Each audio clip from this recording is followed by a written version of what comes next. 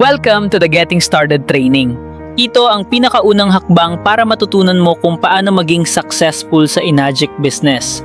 I'm truly excited to be part of your journey dahil dito nagsisimula ang bagong chapter ng tagumpay mo. Sa unang bahagi ng ating training, tatalakayin natin ang mga foundational topics ng ating negosyo. The system, ito ang magiging flow ng ating business. Belief mo sa business. Dahil dito nakasalalay ang iyong long-term success. Business dynamics. Paano umiikot at gumagana ang ating system. Pillars o mga haligi ng negosyo at syempre ang Pareto's Law. Dapat ginagawa natin ang training na ito sa loob ng 3 hanggang 7 araw matapos mag-sign up o kapag nag-decide na talagang seryosuhin ang negosyo. Bakit? Kasi para itong bakuna, nagbibigay sa iyo ng immunity laban sa mga negatibong maririnig mo habang ginagawa mo ang Kagen business. Alam ko, iba ito sa mga karaniwang industriya o kumpanya, kaya we respect your current profession or career. Pero sa ganitong klase ng negosyo, kailangan nating magkaroon ng empty cup mindset. May kwento ako tungkol sa Zen Master at isang estudyante. Isang araw, pumunta ang estudyante sa kanyang master para humingi ng payo tungkol sa kanyang karir. Habang nagkakape sila, nagsimulang magtanong ang estudyante. Pero bawat sagot ng master, laging niya itong pinuputol. Hanggang sa napuno na ng master ang tasa ng tsaa hanggang umapaw. Nagulat ang estudyante. "Master, puno na po ang baso." Sumagot ang master, "Tama. Katulad mo, hindi ko mapupuno ang isip mong puno na." Ang moral ng kwento, kung gusto nating matuto, dapat laging walang laman ang tasa natin. Bukas sa bagong kaalaman at handang matuto. Kaya tandaan, ang Getting Started Training ay continuous learning. Habang tumatagal, masasanay ka rin.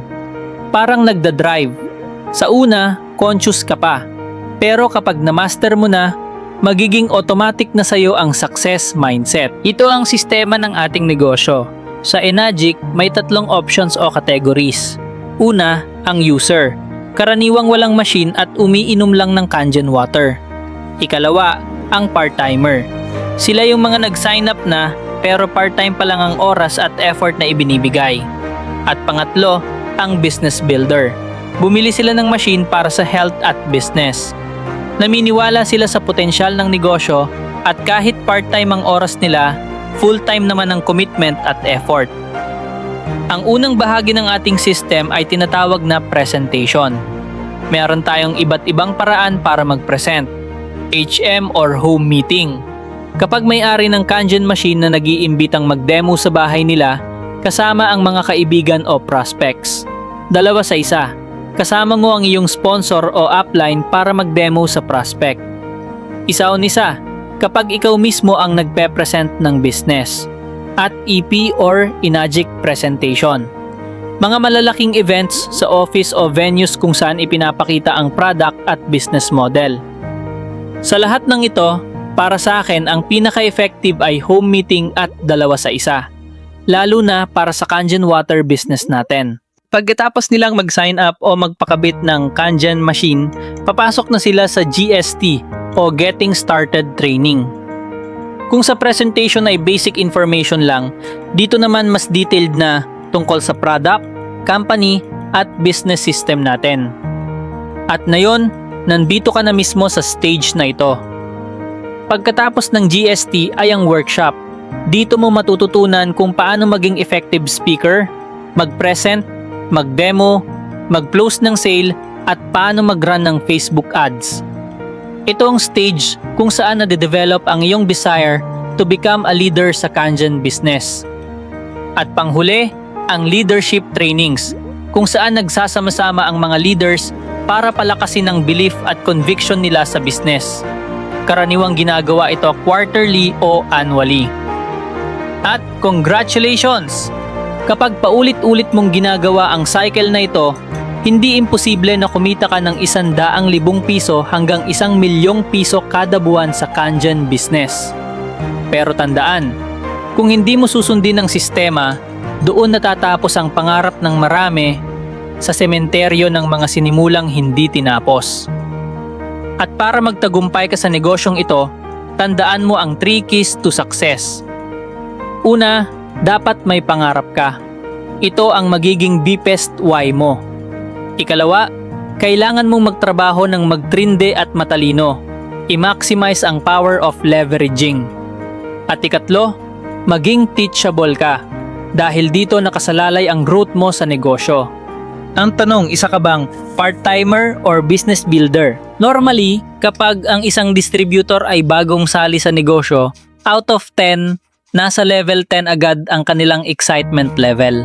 Pero habang tumatagal, nagbabago ito. Let me share a true-to-life scenario. Isang distributor ang sumali sa business. Ang una niyang inalukan, ang mami niya. Pero ang sagot ng mami, "Anak, bakit ka bumili ng Kangen? Ang mahal niyan. Pwede ka namang mag-baking soda o lemon. Alkaline din yon. At saka, di ba masama sa katawan ng alkaline? At dahil bago ka pa lang, bagsak agad ang excitement level mo. Parang pinagsakluban ka ng langit at lupa.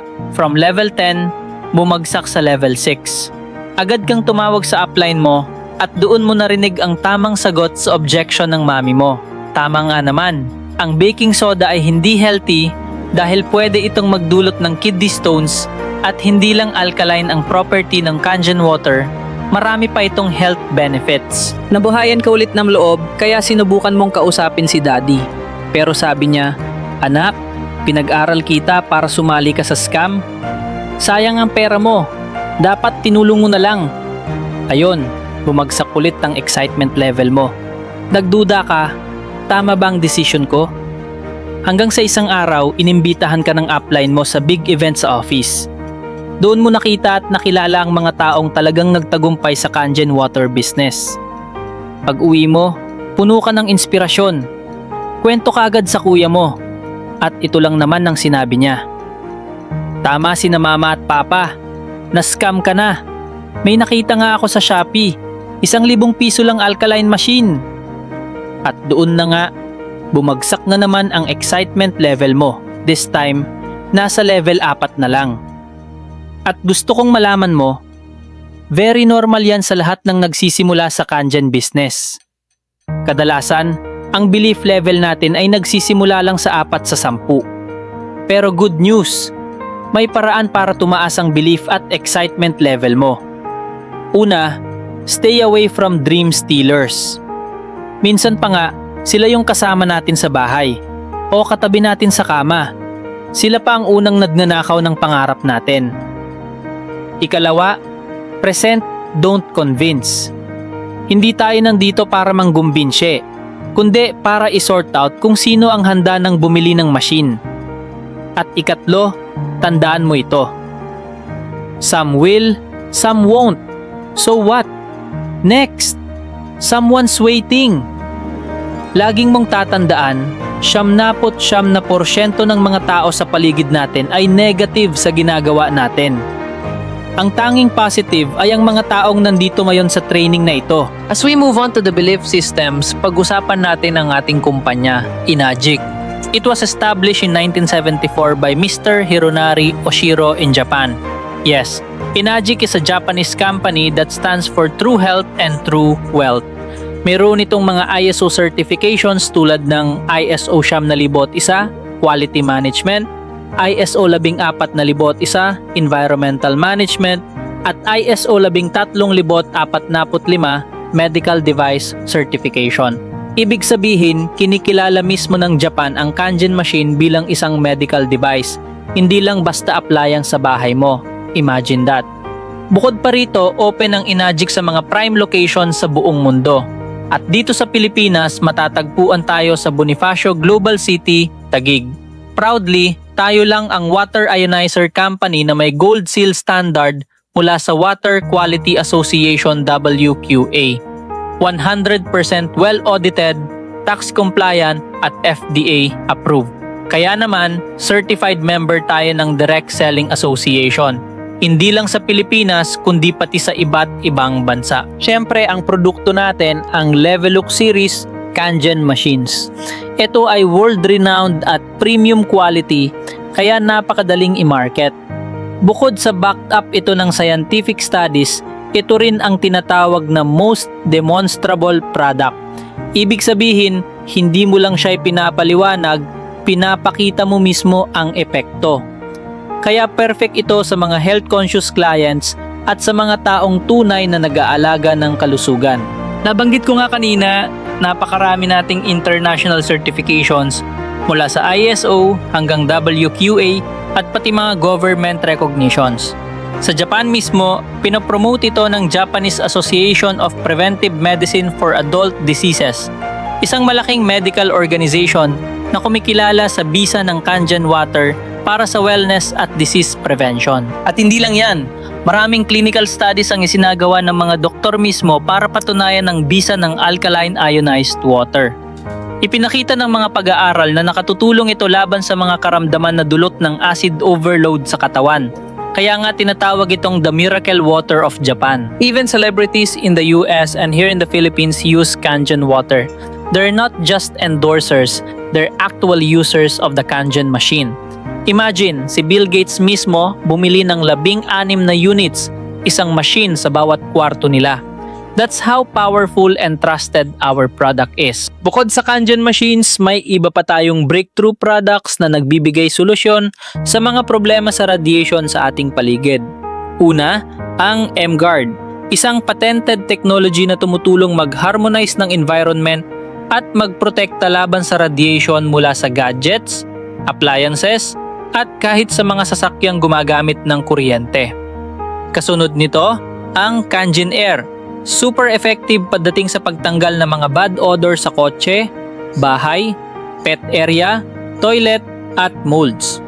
Small but terrible, compact, energy saving, at efficient. Kung ikukumpara sa mga malalaking air filtration systems, makakatipid ka sa kuryente at espasyo sa bahay. Pagdating sa opportunity, iba ang Enagic marketing plan dahil ito ay patented. Ibig sabihin, walang ibang kumpanya ang pwedeng gumaya ng ating system. Sa rank advancement, walang time frame. Depende ito sa bilis mo at hindi ka kailangan magsimulang muli kung di mo mahit ang target sa isang buwan. Simpleng way to earn lang. Tinatawag naming 8 points patented system. Habang ang ibang company may 8 to 12 ways to earn pa na komplikado, sa atin, diretso at malinaw. At pinakamaganda, walang monthly maintenance, kaya walang tambak na produkto o expired items sa bahay. Best part pa, pwede mong gawin ang Enagic business anywhere in the world. Sa United States, Europe, Dubai, Australia o Asian countries, meron tayong offices. You can do Enagic while at home, after work hours or during free time, no pressure, more freedom. Ang network marketing ay isang legal at ready-made business. Sa maliit na kapital, pwede kang kumita ng malaki, magkaroon ng oras para sa sarili, at nakapag-travel abroad. Ayon kay Robert Kiyosaki, author ng Rich Dad, Poor Dad, may 4 na income quadrants. E. Employed. You have a job. S. Self-employed. Ikaw ang may-ari ng sariling trabaho. Mga doktor, lawyer, architect o SME entrepreneur. Ang dalawang ito ay active income. Kung di ka magtrabaho, walang income. Sa kanang side naman ay passive income. B. Business owner. May sistema at tao ang nagtatrabaho para sa'yo. I. Investor. Pera mo na ang nagtatrabaho para sa'yo. Lahat tayo, ang goal ay lumipat mula sa active income papunta sa passive income para sa tunay na time and financial freedom. Ayon kay Bill Gates, kung magsisimula raw siya ulit, pipiliin niya ang network marketing dahil nakita niya ang laki ng potential ng model na ito. At ayon sa mga projections, by 2033, tataas ang global MLM market mula $170 bilyong hanggang $274 na bilyong. Kasabay ng trend na yan, pumapasok na rin sa mundo ng marketing ang artificial intelligence. At tayo, mga Filipino entrepreneurs, ay nangungguna na sa paggamit nito sa ating business systems. Ngayon, kung bilib ka na sa company, product, marketing plan at industry, panahon na para maniwala ka rin sa sarili mo. Dahil kahit gaano kaganda ang opportunity, Walang kwenta yan kung wala kang believe sa sarili mo. Paano mo ito ma-enhance? Una, gigo. Garbage in, garbage out. Mag-ingat sa mga impormasyon o paniniwalang ini-input mo sa utak mo. Punuin mo ng positivity at inspiration ang iyong social media, hindi negativity. Maraming may low self-esteem dahil sa experiences noon kabataan pa nila. Kaya ang solusyon, magbasa ng mga useful topics for personality development. Basahin ang recommended books para sa entrepreneurship. Umattend ng seminars, trainings at coaching sessions para sa holistic growth. Sumali sa ating Quantum Legacy Project community kung saan puro same mindset people ang makakasama mo. Sabi nga nila, we attract who we are. Kaya kung gusto mong maka-attract ng tamang tao, i-improve mo muna ang sarili mo. Ngayon, kahit believe ka na sa sarili mo, kung wala ka namang tiwala sa mga kasama mo, disadvantage pa rin yan. Bakit? Kasi hindi mo mararanasan ang tunay na kahulugan ng leverage. Sa industriyang ito, kailangan nating lahat maging team player, pero sabay na team leader rin sa buhay natin. Dito mo mararanasan ang tunay na power of duplication. Ang success mo ay hindi lang galing sa sarili mo, kundi sa team na kasama mong umaangat. Meron tayong tinatawag na pillars of business. Ang mga haliging ito ang nagbibigay tatag at direksyon sa ating negosyo. Una, ang company. Alam naman natin na matatag at stable ang Enagic, di ba? Ilang dekada na itong nagbibigay ng true health at true wealth sa buong mundo. Pangalawa, ang ating mga core uplines. Magsisimula ito sa godfather ng Enagic Worldwide, si Sir J.V. Pacifico. Ang kanyang direct downline ay ang Zumbillo family, ang pamilyang nagpasimula ng Kangen business sa Pilipinas. At under nila, naroon ang Prudencio family. Sila ang kauna-unahang 6A sa buong bansa. At syempre, kabilang tayo sa Quantum Legacy Team. Tayo ang career ng business principles ng ating mga successful leaders at sabay na catalyst ng innovation sa pamamagitan ng AI marketing. Ngayon, tanong ko sa iyo, sa palagay mo, matatag ba ang mga pillars na yan? It's a big yes, pero ito ang mas mahalagang tanong. Ikaw, matatag ka na rin ba? Kasi kahit gaano katibay ang company, uplines at system, kung ikaw mismo ay madaling panghinaan ng loob kapag na-reject ng kaibigan o client, mawawala ang lakas ng haligi mo.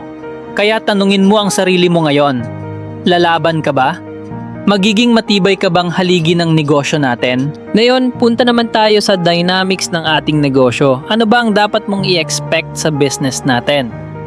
Una, magdedepende ito sa dami ng quality recruits mo.